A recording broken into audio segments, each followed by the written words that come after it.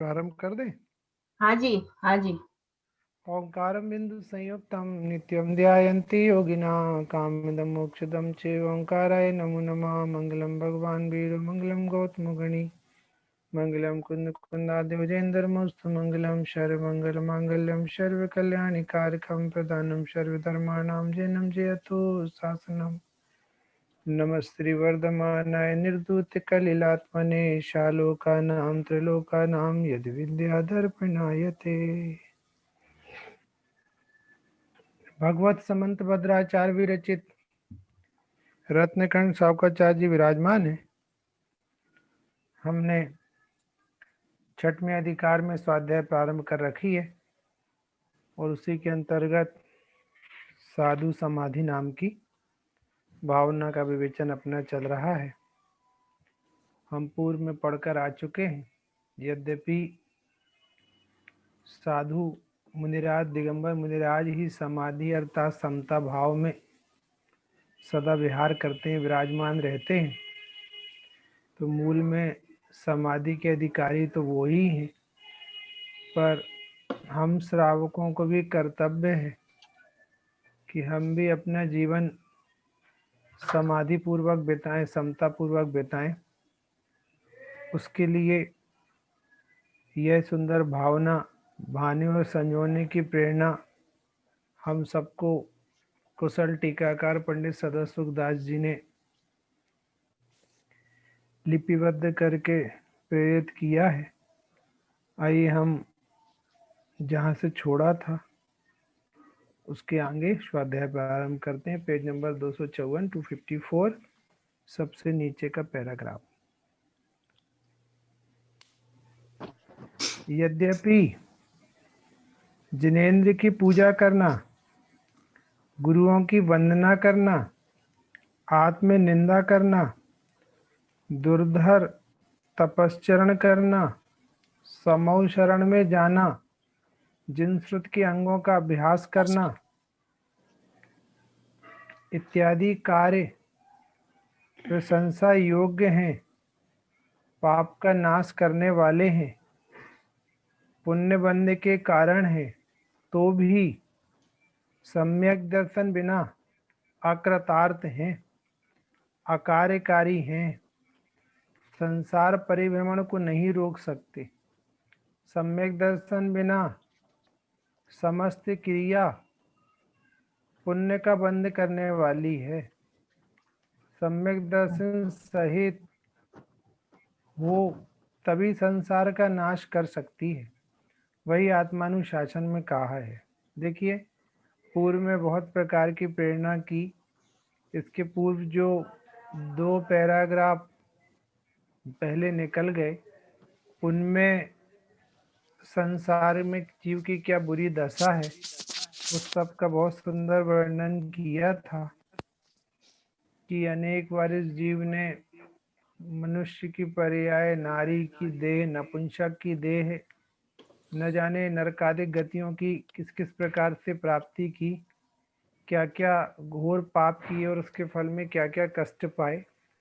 बीच में बोल्ड अक्षरों में निकला था, संसार में ऐसा कोई दुख नहीं है जो मैंने अनेक बार नहीं पाया हो। उसकी प्रेरणा करने के बाद में अब पंडित साहब हम सबको प्रेरित कर रहे हैं कि यद्यपि हम जिनेंद्र भगवान की पूजा, गुरु की वंदना, उपासना, तपस्रण आदि सब कुछ भी कई बार कर चुके हैं, पर हम सबका कल्याण क्यों नहीं हुआ? हम सबको वो चीजें कार्यकारी क्यों नहीं हुई? कोई एक चीज रह गई थी, उसके कारण वो कार्यकारी नहीं हुई, जिसका नाम सम्यक दर्शन है।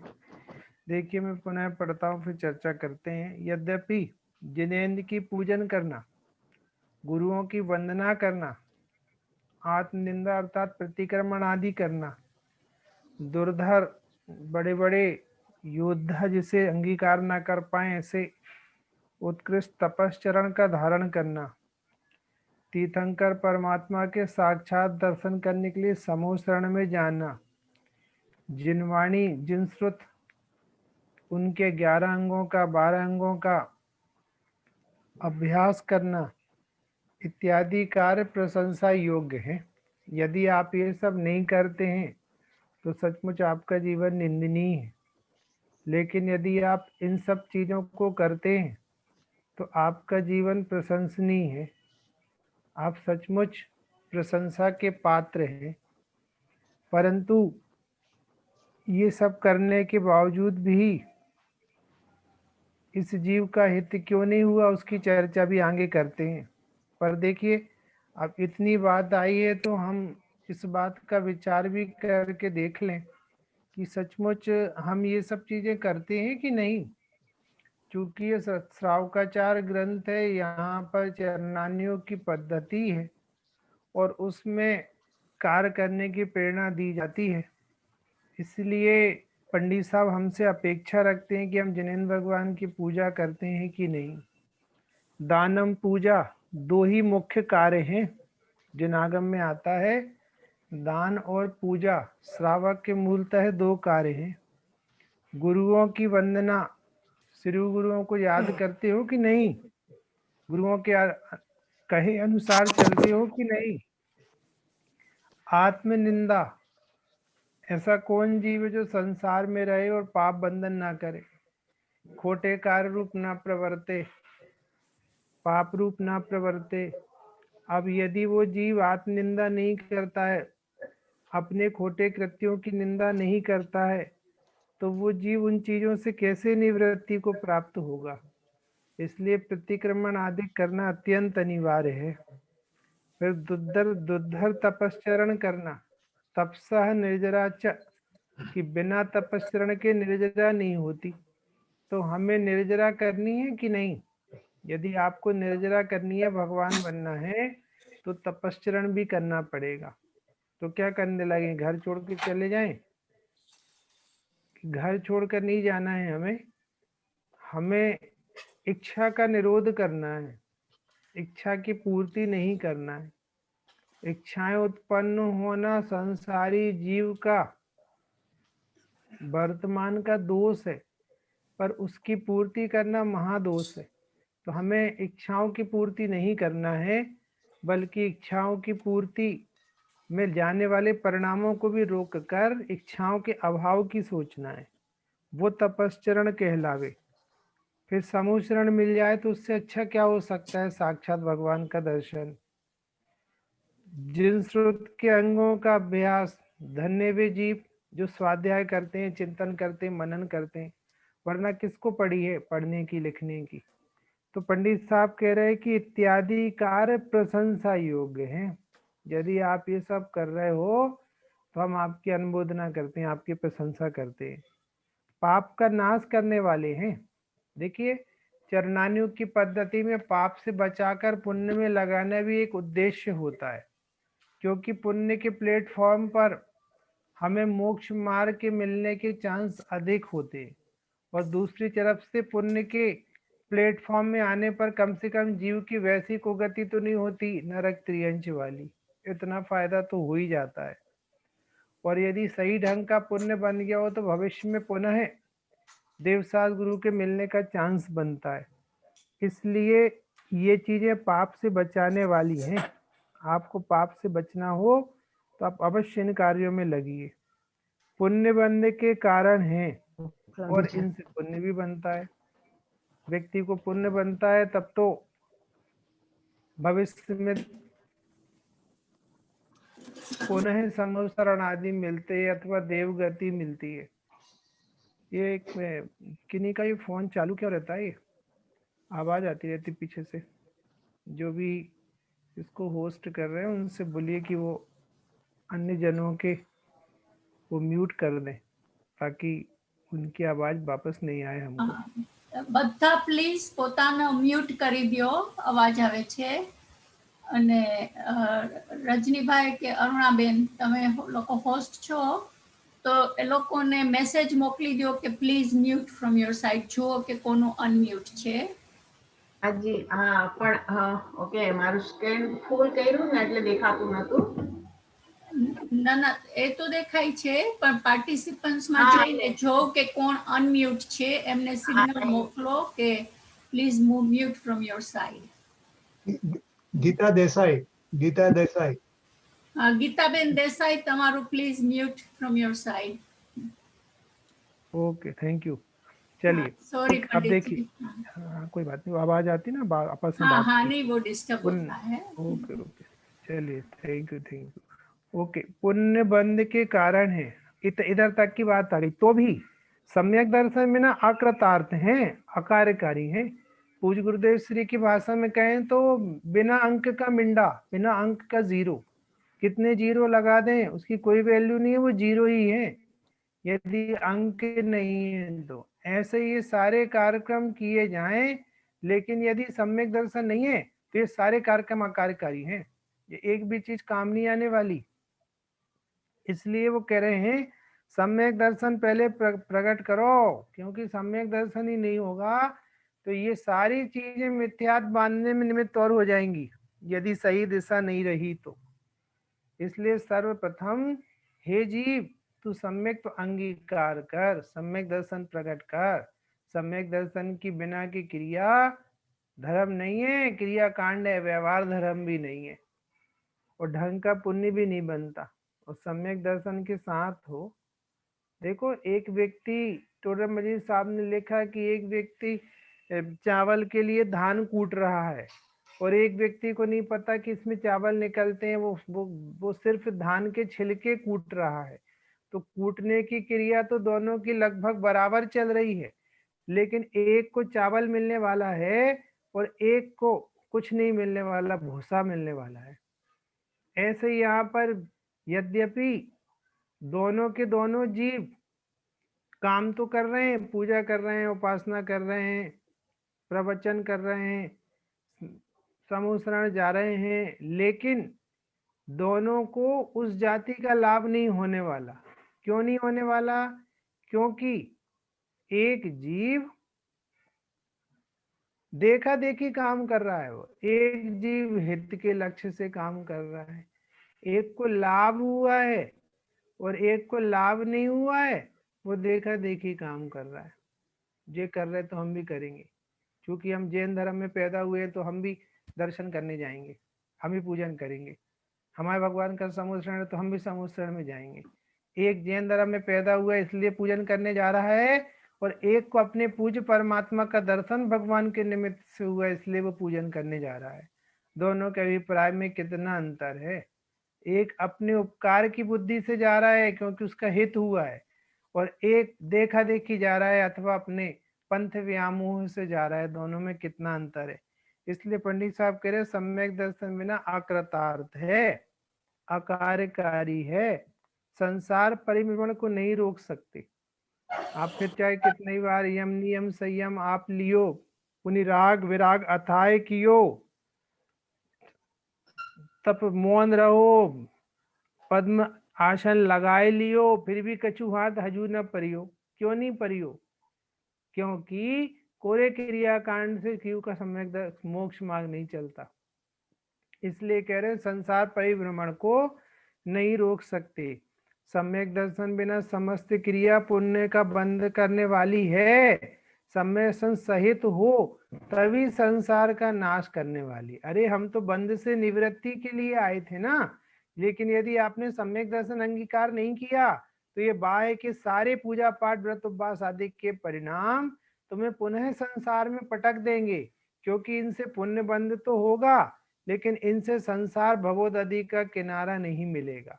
इसलिए कह रहे हैं सम्यक दर्शन बिना समस्त क्रिया पुण्य बंद करने वाली, लेकिन वो पुण्य भी ढंग का नहीं लगता। ऊंचे के ऊंचे जो ग्रेवक और उसके ऊपर के अनुत्तर वगैरह विमान है उनमें मिथ्या दृष्टि नहीं जाते, क्यों? मिथ्या दृष्टि को जाति का पुण्य भी नहीं बनता, थर्ड क्लास पुण्य बनता है। इसलिए तुम्हें पुण्य की भी चाहत हो तो अभी मिथ्या दर्शन दूर करो, सम्यक दर्शन प्रकट करो। पर सम्यक दर्शन प्रकट करने का अर्थ ही होता है कि पुण्य की चाह समाप्त हो जाना। हम क्या करेंगे पुण्य की चाह? टोडर मजीद साहब ने लिखा है जो बंदे को उपादेय जाने, हम कैसे उसे आत्मार्थी या मोक्ष मार्गी कहे। जो बंदे को उपादेय जाने, जो बंदे को उपादेय नहीं जानता उसे हम मोक्ष मार्गी कहते हैं। इसलिए हम बंधन करने नहीं आए, बांधने नहीं आए, हम बंधन से मुक्त होने के लिए आए हैं। सम्यक दर्शन सहित हो तभी संसार का नाश कर सकती है। अब ये सारी क्रियाएं सम्यक दर्शन सहित हो तो बंदे के नाश हेतु है। कितनी सुंदर सुंदर बातें हैं। सोचो, वही भगवान किसी को बंधन में निमित्त हैं और किसी को बंधन से मुक्ति में निमित्त हैं। एक बीच में रत्नत्रय क्या आ गया, सारा ताना बाना बदल गया। वही भगवान जीव को मोक्ष के कारण बन रहे, वही भगवान जीव को संसार के कारण बन रहे। वे गुरु जीव को मोक्ष के कारण बन रहे, वे जीव किसी को संसार के कारण बन रहे। बस आपकी सोच पर डिपेंड करता है, आपकी श्रद्धा पर डिपेंड करता है।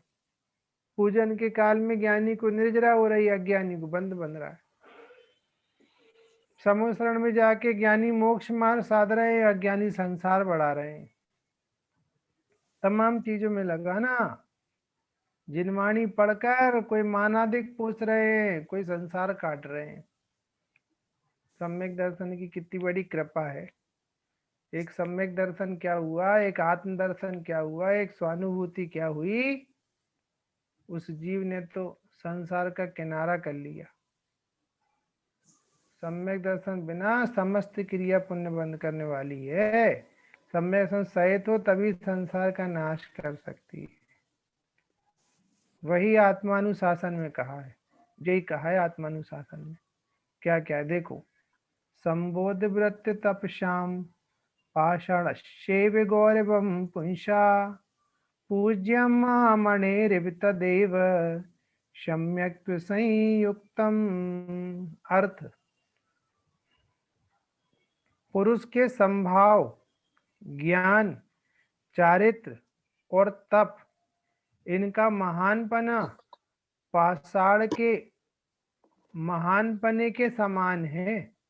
यही सम, बोध, चारित्र व तप यदि सम्यक सहित हो तो महामणि के समान पूज्य है। देखो क्या कह रहे हैं कि पुरुष अर्थात जीव के समता भाव, ज्ञान, चारित्र और तप,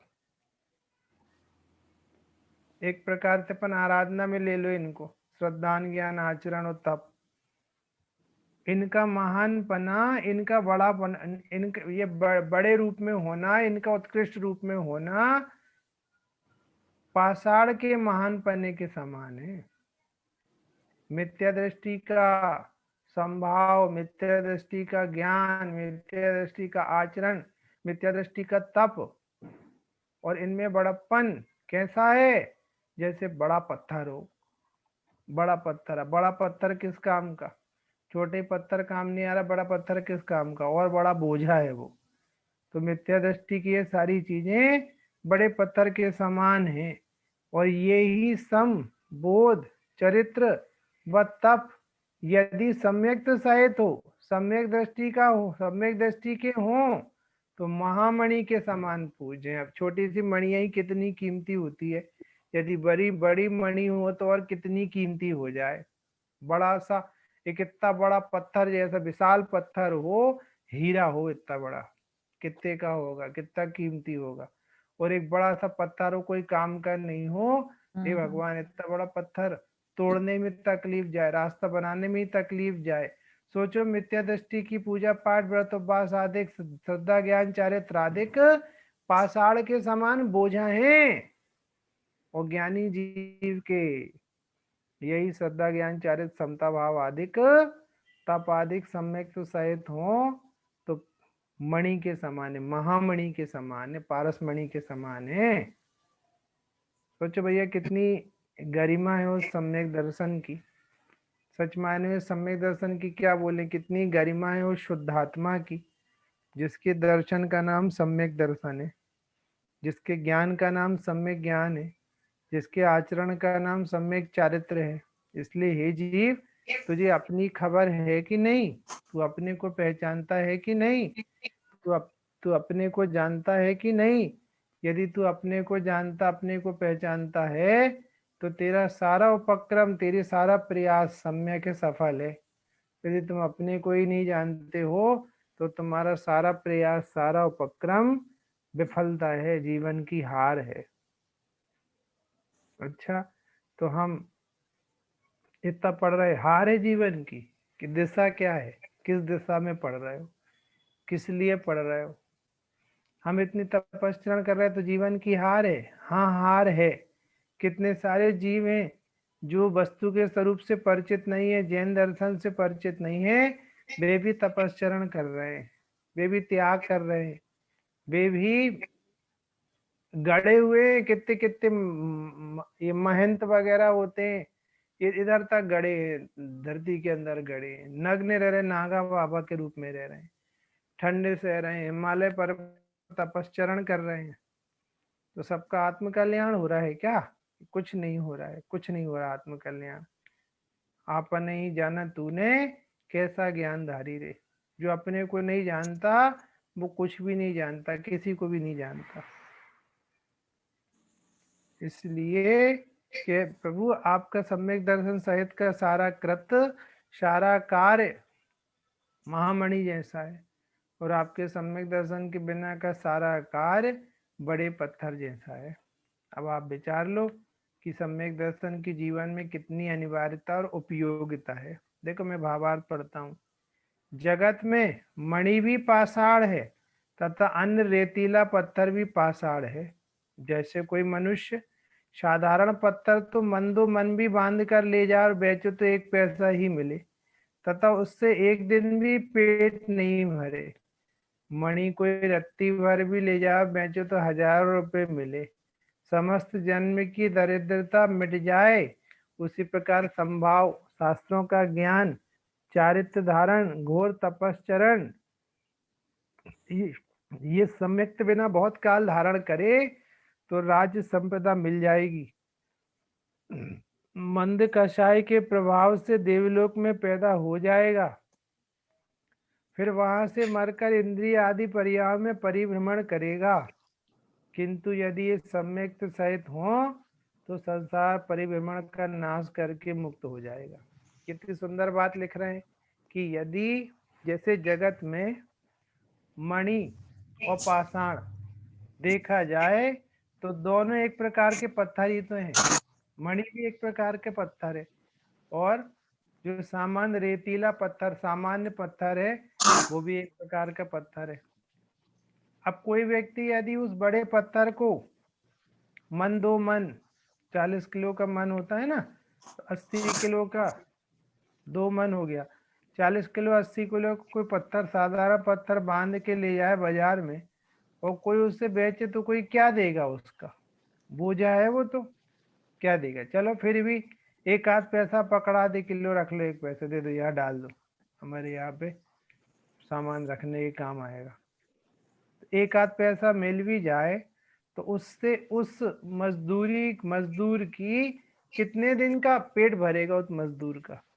उसको ऐसी कितनी मजदूरी मिल जाएगी कि उसको बड़ा लाभ होगा?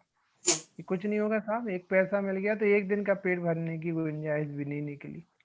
लेकिन यदि वो मणि एक रत्ती भर भी लेकर जाए, कोई छोटा सा एक टुकड़ा, रत्ती मतलब एक टुकड़ा होता है, एक टुकड़ा भी लेकर जाए उस मणि का, हीरे का, मोती का, माणिक का, तो क्या मिले उसे? के हजारों रुपए मिले उसे।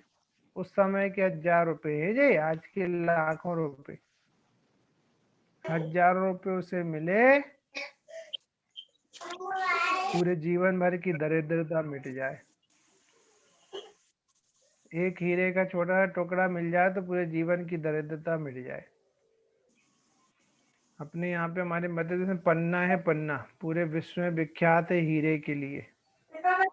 मजदूर लोग मजदूरी करते हैं, अभी पेपरों में आते रहता है, बीच में न्यूज़पेपर में, मजदूर मजदूरी कर रहा था, उसको इतने कैरेट का हीरा मिला, माला माल हो गया, उसका ऑक्शन होगा, 35 लाख का बिकेगा, 40 लाख का बिकेगा। अब वो व्यक्ति जिसने 1500 रुपये भी ढंग से ना देखे हो, उसको लाखों रुपए मिल जाए, 50 लाख रुपए मिल जाए तो उसकी क्या दशा होगी? वैसी दशा होगी जैसे कोई दरिद्री को चिंतामणि मात्र का अवलोकन कराए, कभी कभी ऐसी दशा हो जाए जीव की। इसलिए अब वो छोटा सा मणि लेकर जाए, माणिक लेकर जाए तो उसके जीवन भर की दरिद्रता मिट जाए। पंडित जी कह रहे उसी प्रकार समता भाव रखे, शास्त्रों का ज्ञान करे, चारित्र धारण करे, घोर तपश्चरण करे, तो अभी यदि उसके पास सम्यक नहीं है तो सम्यक बिना बहुत लंबे समय तक ये सब धारण करने पर हाँ इतना तो होगा कि राज्य संपदा मिल जाएगी, राजा वाजा बन सकते हो तुम, पुण्य मान लिया ना तुमने, और मंद का साय रूप भाव रहे तो देवगति भी जा सकते हो, और मंद का साय रूप भाव तो रहेंगे। जब तुम तपस्या अंगीकार करोगे, पढ़ोगे, लिखोगे तो कसाय तीव्र थोड़ी रहेगी, मंद कसाय रहेगी। मंद कसाय रहेगी तो पुण्य बनेगा, पुण्य बनेगा तो या राजा महाराजा बन सकते हो या देव गति में भी जा सकते हो। तो तुम देव गति में पहुंच जाओगे तो उससे क्या होगा, देखो क्या लिखा है कि मंद कसाय के प्रभाव से देवलोक में पैदा हो जाएगा, फिर वहां से मरकर फिर एक इंद्री ते चैतावर तने धरे जो परिवर्तन पूरे करे। देखो बहुत सारे लोगों को बड़ा बहुमान आता है, भैया हम तो पूजा कर रहे हैं, पाठ कर रहे हैं, उपवास कर रहे हैं, हम तो हर साल दान देते हैं, हमने तो वहां प्रतिमा विराजमान करी है, हमने तो ये किया है, हमने तो वो किया है, और हम देखना आप पक्के में स्वर्ग जाने वाले हैं, हमें तो बहुत पुण्य बन रहा है, हम जीवन भर हो गए हमें अच्छे अच्छे नेकी के काम करते हुए, हम तो स्वर्ग जाने वाले। तो तुम क्या स्वर्ग के नाम पर खुश हो रहे हो? आपको पता है 99% देव मिथ्या दृष्टि है, और जो मिथ्या दृष्टि देव है वो नियम से अगली पर्याय में एक इंद्री में जन्म लेते हैं, एक इंद्री में पहुंच जाते हैं। दौलत राम जी ने लिखा है जो विमानवासी हूँ थाए, सम्यक दर्शन बिंदु पाए, कहते चाहे थावर तन धरे, यो परिवर्तन पूरे करे। ये जीव विमानवासी देव हो गया लेकिन सम्यक संधारण नहीं किया, वहां से मिथ्या दर्शन सहित देह त्यागी, परिणाम बिगाड़े, और यहाँ एक इंद्री में आके झाड़ बन गया, पानी बन गया, हवा बन गया, वनस्पति काय में पहुंच गया, अग्नि काय में पहुंच गया। जाना है वनस्पति काय में, जाना है अग्नि काय में? आप क्या सोच रहे हो? बिना सम्यक्त का जो आपका पुण्य भयंकर खतरनाक है, न जाने इस जीव को कहाँ ले जाके पटक देगा। हम इन्वेस्टिगेशन तक नहीं कर पाएंगे कहाँ डले मिलेंगे हम, इतना खतरनाक है जी मिथ्या दर्शन के साथ का पुण्य, जिस पर ये मिथ्या जीव रींझ रहा है। मिथ्या दर्शन के साथ तो सब कुछ खतरनाक है। इसलिए गुणभद्र स्वामी आत्मानुशासनकार और उनका भावार्थ तो ये टोडर मजीद साहब ने टीका करी उसकी, वो कह रहे हैं कि वहां से फिर मरकर एक इंद्रिय आदि पर्याय में परिभ्रमण करेगा। क्या मिल गया? किंतु यदि ये सम्यक सहित होवे तो जन्म जन्म की दरिद्रता मिट जाएगी, संसार परिभ्रमण का नाश करके मुक्त हो जाएगा, न दोबारा कभी किसी माँ के पेट में आना पड़ेगा, न कभी भूख प्यास का चक्कर पड़ेगा, न कोरोना का भय, न रोग का भय, न हॉस्पिटल का चक्कर, न पति की चक्कर, न पत्नी की चक्कर, न बच्चों के चक्कर, न भूख का चक्कर, न कमाने जाना है, न खाने जाना है, न बनाने जाना है। हर प्रकार के कष्टों से निजात मिल जाएगी। जीभ में पानी नहीं आता। कितनी सुंदर चीज है क्या सम्यक दर्शन की? हाँ सम्यक दर्शन सुंदर चीज है, मतलब शुद्धात्मा कितना सुंदर होगा जो इस सम्यक दर्शन का हार्द है, जिसके दर्शन का नाम सम्यक दर्शन है, जिसके ज्ञान का नाम सम्यक ज्ञान है, जिसके आचरण का नाम सम्यक चारित्र है। इसलिए हे जीव, तुझे जितनी महिमा करनी हो अपनी कर ले, तुझे जितना दर्शन करना हो आत्मा का दर्शन कर ले, तुझे जिसकी श्रद्धा करनी हो कर मत कर, पर शुद्धात्मा की स्वभाव की श्रद्धा अवश्य कर ले। इससे क्या होगा? इससे तुम्हारा संसार भवोदधि का किनारा आ जाएगा, भगवान बन जाओगे, तीन लोग के नाथ बन जाओगे। समझ में आया भैया? इसलिए सम्यक सहित ये सब चीजें शोभा को प्राप्त होंगी। बिना दूल्हा की बारात कैसी लगेगी? दूल्हा नहीं और सब लोग यूँ नाच गाने कर रहे हो बारात में, तो उस बारात में लोग क्या करेंगे? हंसी करेंगे, सब हंसेंगे, हजारों लोग हों, सब नृत्य कर रहे हों, सजे हुए हों, दूल्हा कहाँ है कि दूल्हा तो नहीं है अभी, अब देखते हैं रात पहुंचते पहुंचते मिल गया कोई तो बैठा देंगे उसको, तब सब लोग हंसेंगे तुम्हारे कृत्य पे। और उस बारात को बारात नाम भी कौन देगा? वो बारात भी नहीं है, एक प्रकार का जुलूस है। उस जुलूस उसको बारात नहीं जुलूस नाम दिया जाएगा। इसलिए बिना राजा की फौज जैसे, बिना दूल्हे की बारात जैसा है ये सारा कार्यक्रम बिना सम्यक दर्शन के। इसलिए हे जीव, तू एक बार मरपच कर भी जिस तिस प्रकार भी अपने परिणति में सम्यक तो प्रकट कर, अपने को शुद्धात्मा जान मान और शुद्धात्मा का अनुभव कर। देखो आगे पढ़ते, सम्यक बिना जो मिथ्या दृष्टि है वह जिनराज की पूजन करे, निर्गंत गुरु की वंदना करे, समोशरण में जाए, जिनागम का अभ्यास करे, उत्कृष्ट तप करे, तो अभी अनंत काल तक संसार में ही निवास करता रहेगा। लो भैया, बर्बादी नहीं हो गई? सारे कार्य करने के बाद भी, हम पूरा लिखने के बाद भी फेल हो रहे हैं, तो चक्कर क्या है?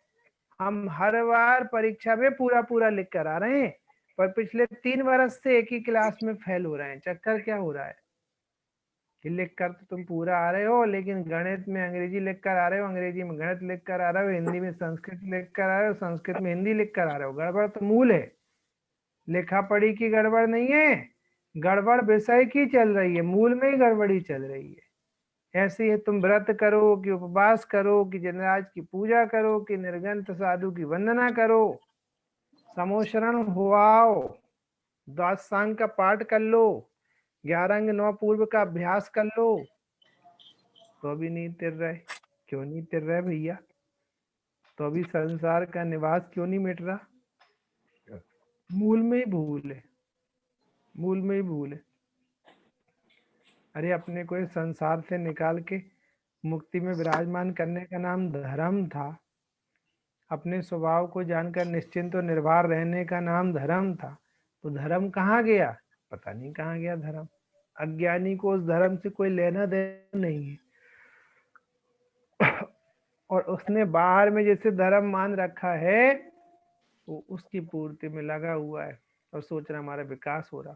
कभी कभी इतना बहुमान आता है इन ज्ञानियों का, कहाँ तो जीव देव साध गुरु के पास नहीं आ पा रहा, भगवंतों से जुड़ ही नहीं पा रहा, जिन आगम से जुड़ ही नहीं पा रहा, और कहाँ जी ज्ञानी धर्मात्मा जीव हमसे कह रहे हैं कि तुम अकेले उनसे भी जुड़े रहे हो, तुम्हारा कल्याण नहीं होने वाला, तुम्हारा हित नहीं होने वाला, तुम डूबने वाले हो, तुम्हारा कल्याण नहीं होने वाला। गजब की बातें हैं। व्यक्ति वैसे ही अपनी जिंदगी में धर्म कर्म के कार्य में नहीं आ पा रहा, और यहाँ पर सदर सुखदास जी कह रहे हैं कि तुम्हें जितना करना हो, जितने साल तक करना हो कर लो। अरे टोडरमल जी साहब ने लंघन लिखा, भूखा रहे भूखा, तो लंघन है, बोले इसको भोजन मिलना नहीं है। सोचो गुरुदेव श्री का कितना उपकार है। यदि उनने सम्यक दर्शन की अलख नहीं जगाई होती, हम सबके जहन में सम्यक दर्शन के प्रति अहोभाव प्रकट नहीं किया होता, हम सबको सम्यक दर्शन की आवश्यकता नहीं बताई होती, तो आज हम सब भी ठगाए जा रहे होते। कितनी बड़ी जीव राशि है जो आज भी इस अध्यात्म से नहीं जुड़ रही है, तो आखिरकार कितने कितने तपस्चरण, कितनी कितनी बाहर में भूख प्यास आदि की वेदना सह रहे हैं, पर फिर भी कछु हाथ हजू न परियो, एक रत्ती हाथ नहीं आना, कुछ दूर दूर तक कभी सुख नहीं मिलने वाला, प्रत्यक्ष में दुख भोग रहा है जीव धर्म के नाम पे। इसलिए पंडित जी कह रहे कि सम्यक बिना जो मिथ्या दृष्टि है वह जिनराज की पूजा करे। सोचो कभी कभी कल्पना तो करो, जिनेन्द्र भगवान की पूजा करे और फिर भी संसार में रोले कि हाँ सम्यक बिना की जिनेन्द्र भगवान की पूजा भी संसार बंधन का कारण है।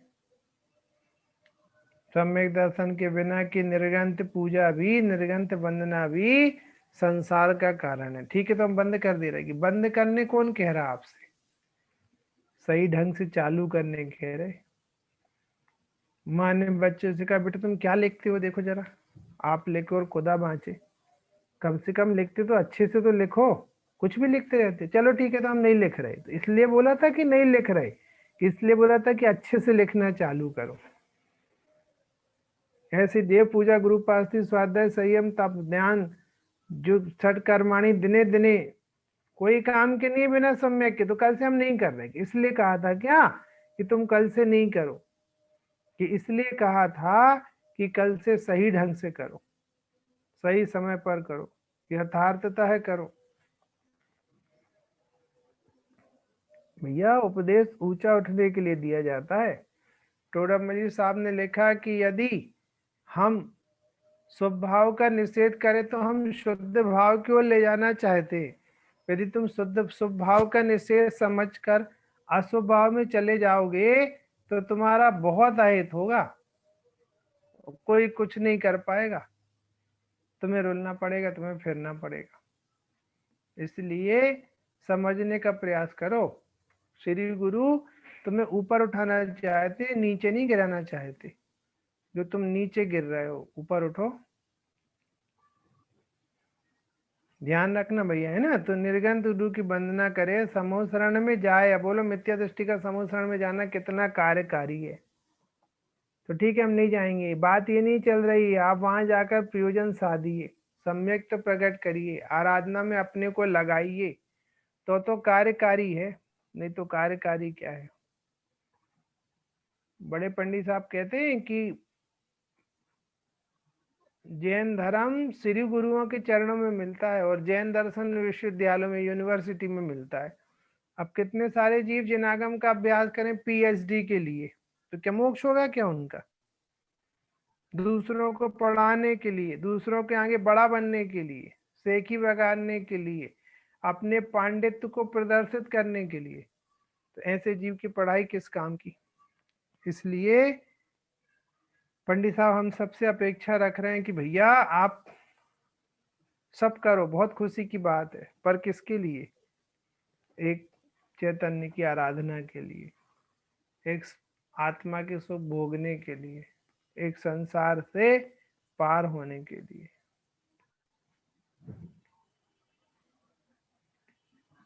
उत्कृष्ट तप करे तो अभी अनंत काल तक संसार में ही निवास करता रहेगा। गजब की बातें हैं। कितने कम जीव हैं जो इन रहस्यों को समझते हैं। बाकी के जीव तो ऊपरी ऊपरी रूप से धर्म अंगीकार करके कितने कितने प्रकार का कष्ट सहते हैं और उन कष्टों को सहकर इस मनुष्य पर्याय को पूरा करके चले जाते हैं। लेकिन जिस प्रयोजन की सिद्धि होनी चाहिए उस प्रकार के प्रयोजन की सिद्धि उन जीवों के कभी नहीं हो पाती। आगे पढ़ते हैं। इस तीन लोक में सुख दुख की सभी सामग्री इस जीव ने अनंत बार पाई है, कुछ भी दुर्लभ नहीं है। एक साधु समाधि रूप जो रत्नत्रय की लब्धि है, उसे निर्विघ्न परलोक तक ले जाना दुर्लभ है। जो रत्नत्रय शयत होकर देह को छोड़ता है, उसके जो साधु समाधि होती है उसकी प्राप्ति दुर्लभ है। देखो मैंने पिछले सत्रों में एक बार बात कही थी कि बोधि और समाधि दो नाम आते हैं जनागम में। बोधि का अर्थ होता है सम्यक दर्शन और समाधि का अर्थ होता है उस सम्यक दर्शन को इस पर्याय से अगली पर्याय में सुरक्षित ले जाना। कि प्रकरण समाधि का है और सम्यक तो नहीं होगा तो वो समाधि, वो रत्नत्रय आपके साथ अगली पर्याय में जाएगा ही नहीं। इसलिए पंडित साहब बीच में सम्यक की महिमा लेकर आए और अब इस अंतिम चरण के पैराग्राफों में वो इस बात की चर्चा कर रहे हैं कि हे जीव, तुम्हारे सम्यक तो होगा तो तुम्हारी रत्नत्रय निधि तुम्हारे साथ जा पाएगी, नहीं तो नहीं जा पाएगी। तो बिना सम्यक के साधु, बिना सम्यक के समाधि की हाँ होगी, ऊपरी ऊपरी होगी। भोजन छोड़ देगा, दूध छोड़ देगा, पानी छोड़ देगा, वस्त्र त्याग देगा, जमीन पे चटाई में लेट जाएगा, पर इससे मोक्ष नहीं होगा, इससे संसार नहीं कटेगा। ठीक है, मंद का सायरूप भाव होने से इस जीव को स्वर्ग आदि तो मिल जाएंगे, पर ओरिजिनल जिसे समाधि कहते वो नहीं होगा। इसलिए पंडित साहब कह रहे हैं कि इस तीन लोक में सुख दुख की सभी सामग्री इस जीव ने अनंत बार पाई है। अभी कभी कभी इन बातों का सूक्ष्मता से परीक्षण करो, विचार करो, तो आपको लगेगा कि हम किसी मूर्ख बन रहे हैं।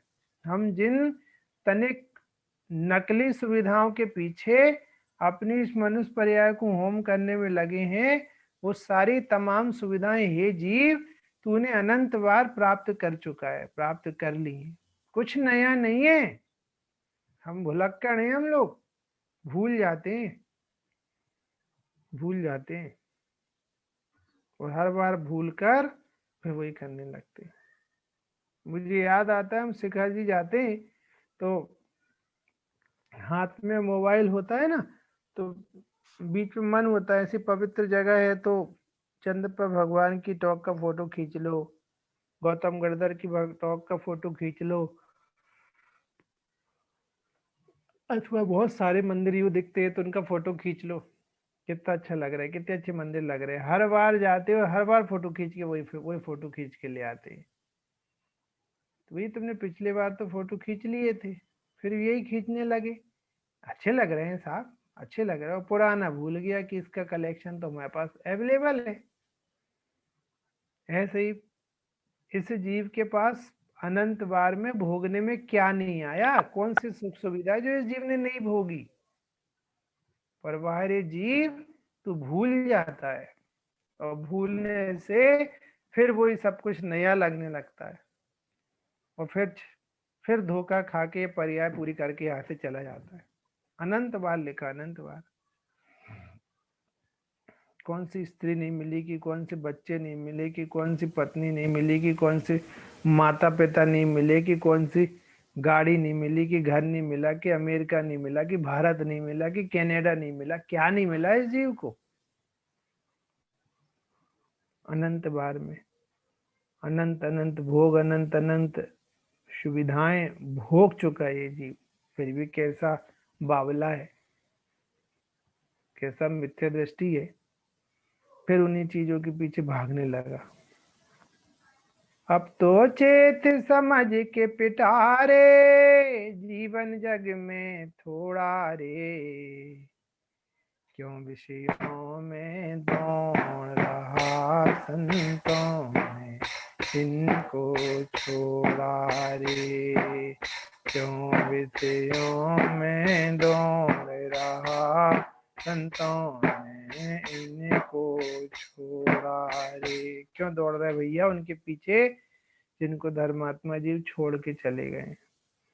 सचमुच सार रूप सारभूत होता, सुख रूप होता, प्रभुता रूप होता, ऐश्वर्य रूप होता, तो ज्ञानी यूं छोड़ के नहीं चले जाते। तो अनंत बार पाइए, कुछ भी दुर्लभ नहीं है। ऐसा लग रहा है एक एक जीव को जैसे पहली बार ही ये सब कुछ मिल रहा है, और हम पहली बार ही पा रहे हैं, और पहली बार अरे नहीं मिला तो धिक्कार है जीवन को, अरे इनके पीछे जीवन लग रहा, धिक्कार है ऐसे जीवन को। जी पत्नी नहीं, जी लड़की नहीं मिली तो मर जाऊंगा मैं। क्यों मर जाओगे भैया, क्या रखा उसके पास तुम्हें देने के लिए। नहीं, ये प्रॉपर्टी नहीं मिली तो धिक्कार है हमारे जीवन को, इतने करोड़ नहीं कमा तो धिक्कार है हमारे जीवन को, ये हम स्विट्जरलैंड घूमने नहीं गए तो धिक्कार है हमारे जीवन को। अरे कैसे धिक्कार है तुम्हारे जीवन को, कुछ भी दुर्लभ नहीं है। अनंत बार पाकर छोड़ चुकी हो तुम, वहीं पैदा हो गए जा जाके स्विट्जरलैंड में, अनंत बार, फिर भी कुछ हाथ नहीं आया।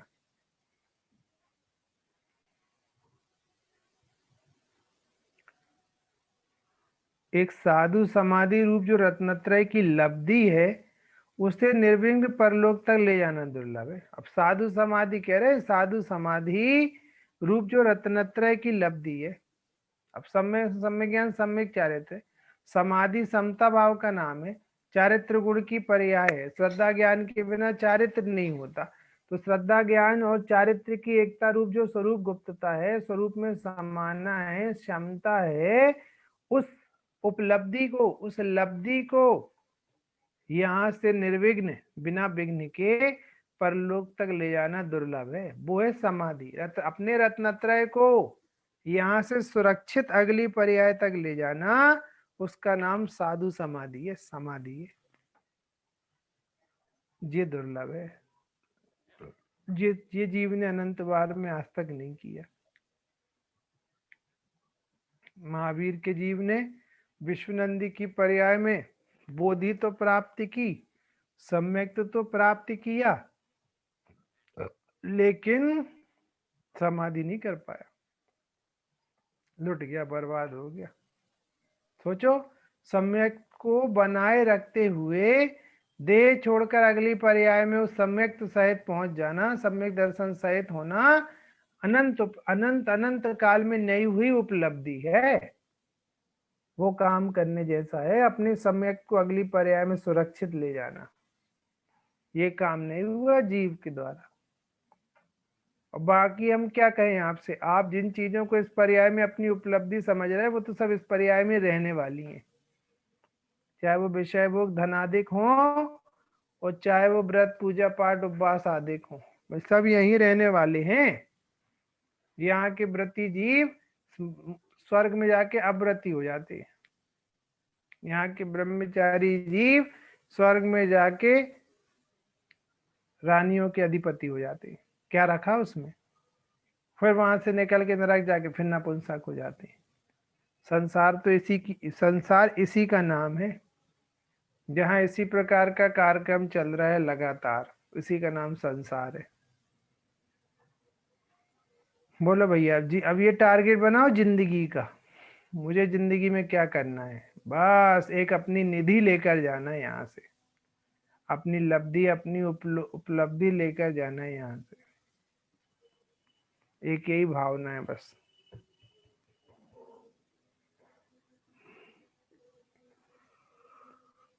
एक साधु समाधु रूप जो रत्नत्रय की लब्धि है, उससे निर्विघ्न परलोक तक ले जाना दुर्लभ है। निर्विघ्न इसलिए लिखते हैं क्योंकि परिणाम बिगड़ जाए, आर्तरोध परिणाम हो जाए, दया शक्ति हो जाए, भोजन आदि की आसक्ति हो जाए, सम्यक तो छिन जाए, रत्नत्रय विहीन हो जाए, तो कहाँ जाएगा ये जीव? चार गति में रुलने लगेगा, चार गति में घूमने लगेगा। इसलिए दुर्लभ है। जो रत्नत्रय सहित होकर देह को छोड़ता है, उसके जो साधु समाधि होती है, उसकी प्राप्ति दुर्लभ है। बोलो भैया, दुर्लभ है, रत्नत्रय दुर्लभ है। जो रत्नत्रय सहित होकर देह को छोड़ता है। अरे सम्यक दृष्टि जीव का देह का छोड़ना परमानेंट देह छोड़ने जैसा है। उसने देह नहीं छोड़ी है, उसने परमानेंट देह छोड़ दी है। अब नहीं मिलेगी देह, अब दोबारा आने का काम नहीं है, अलिप्त रहेंगे दोबारा।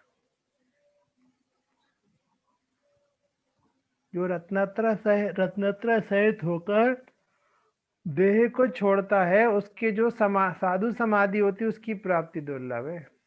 इसका नाम है जिंदगी का मुख्य उद्देश्य, मनुष्य पर्याय की सफलता, साधु समाधि, रत्नत्रय सहित देह छोड़ना, रत्नत्रय आश्रित समता धारण करना, और उस समता को धारण करके देह छोड़ना। ये सारे कार्य उत्तरोत्तर दुर्लभ है। जीव ने सब किया, ये बस नहीं किया। अरे जब सब कुछ अनंत बार किया तो जो नहीं किया वो करो ना। बाजार में भी आप जो कपड़ा एक बार पहन चुके, उसी डिजाइन का दोबारा कपड़ा लेने की थोड़ी सोचते हो। अब आप चेंज चाहते हो, भैया चेंज करो, इसमें हमें कोई दूसरा पैटर्न दिखाओ, ये तो हम पिछले बार ले जा चुके। इस कपड़े का वस्त्र तो हम ले जा चुके हैं, इस डिजाइन का वस्त्र तो हम ले जा चुके हैं, इस कलर का वस्त्र तो हम ले जा चुके, कुछ नया दिखाओ। यहाँ भी तो कह रहे हैं, पापा तो अनंतवार बन चुके, मम्मी तो अनंतवार बन चुके, बेटा तो अनंतवार बन चुके, बस भगवान नहीं बने। आ जाओ, आ जाओ, भगवान बनने के मार्ग में आ जाओ। इसके तो जो साधु समाधि होती है उसकी प्राप्ति दुर्लभ है। एक पैराग्राफ और बचा, इसका ये पढ़ लेते। साधु समाधि चतुर्गति में परिभ्रमण के दुख का अभाव करके निश्चल स्वाधीन अनंत सुख को प्राप्त कराती है। अब जो साधु समाधि उसका लाभ तो देखो, चार गति का कष्ट मिटा देगी। साधु समाधि का समझे, जो स्वभाव को साधे वो साधु, और जो स्वभाव में रम जाए वो समाधि। पर स्वभाव की खबर तो पड़े। सम्यक दर्शन सहित स्वभाव की रमणता, उसका नाम समाधि है। तो साधु समाधि चतुर्गति में परिभ्रमण के दुख के अभाव करके क्या करता है साधु समाधि कि चतुर्गति में परिभ्रमण के दुख का अभाव कराता है। जब अपनी खबर पड़ जाएगी तो क्यों जाएगा वो चार गति, क्यों रुलेगा चार गति में, चक्कर खत्म चार गति का। इसलिए लिख रहे हैं चतुर्गति के परिभ्रमण के दुख का अभाव करके निश्चल, जो कभी चलायमान ना हो, स्वाधीन, जिसमें किसी प्रकार की पराधीनता ना हो, अनंत सुख को प्राप्त कराती है। बहुत बढ़िया, कितनी अच्छी है साधु समाधि। एक बार सम्यक दर्शन सहित देह छोड़ो, फिर जाओ अनंत अनंत काल के लिए निश्चल स्वाधीन अनंत सुख को प्राप्त करो। जो पुरुष साधु समाधि भावना को निर्विघ्न रूप से प्राप्त करने के लिए इस भावना को भाता हुआ इसका महान अर्घ उतारण करता है, वह शीघ्र ही संसार समुद्र को पार करके अष्टगुणों को धारक सिद्ध बन जाता है। इस प्रकार साधु समाधि नाम की आठवीं भावना का वर्णन किया।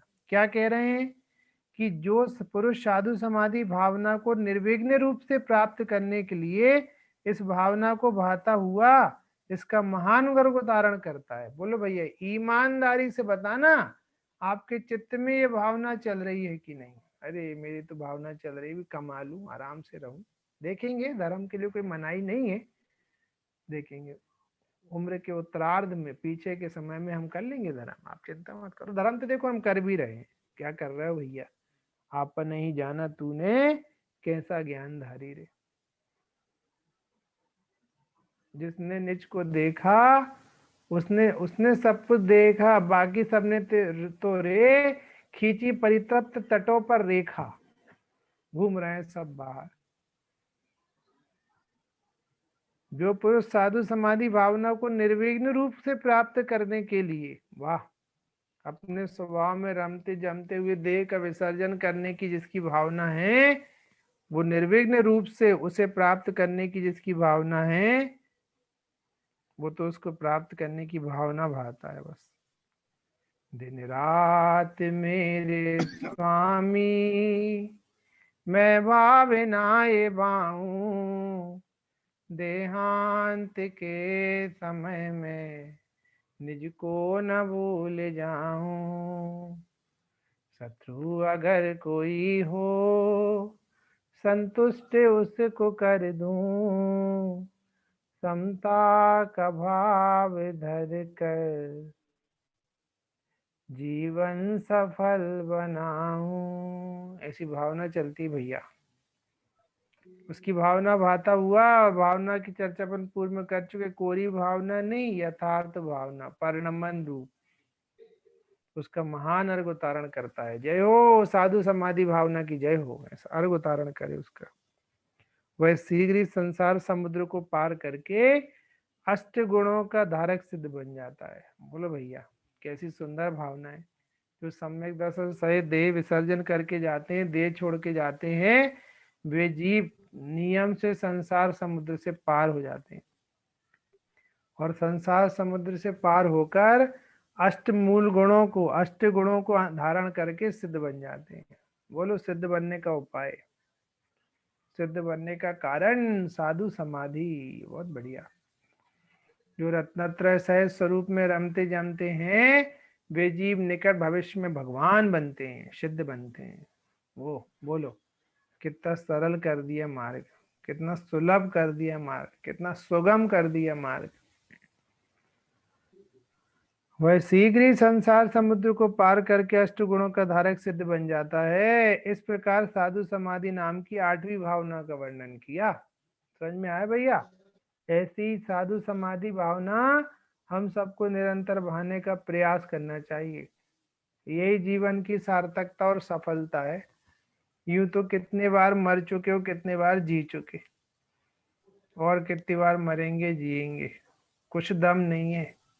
अब तो मरना ना पड़े, मौत की मौत हो और हम अमन अनंत काल के लिए अमर हो जाएं, ऐसी कोई भावना हम सबके हृदय में आनी चाहिए, भावना भानी चाहिए। समय हो गया क्या कि बचा है? अच्छा, 2 मिनट बाकी है, किसी को कुछ पूछना है तो पूछ सकते, 2 मिनट है। हाँ 2 मिनट है, तो किसी को कुछ पूछना हो तो पूछ लो। समझ में आया? इसलिए बिल्कुल ये भावना भाव रत्नत्रय सहित देह छोड़ के जाना, रत्नत्रय के बिना देह छोड़ के नहीं जाना। रत्नत्रय के बिना देह छोड़ के जाना ऐसा है जैसे अपने बच्चे को ट्रेन में सुला के बाहर सामान लेने चले जाना और ट्रेन का चल देना। अब कहाँ पंडित जाएगा जी, बच्चा, कौन जाएगा, क्या होगा, भगवान मालिक। बोलिए। पंडित जी मुझे एक क्वेश्चन था कि जो समाधि मरण करता है फिर वो देवलोक में उत्पन्न होता है, तो उसको जन्म के साथ ही सम्यक दर्शन होता है कि अंतर्मुख के बाद उसको सम्यक दर्शन होता है? वो सम्यक दर्शन लेकर जाता है भानुबेन यहाँ से, वो मिथ्या दृष्टि थोड़ी हो जाता है बीच में। नहीं, हाँ, ओके।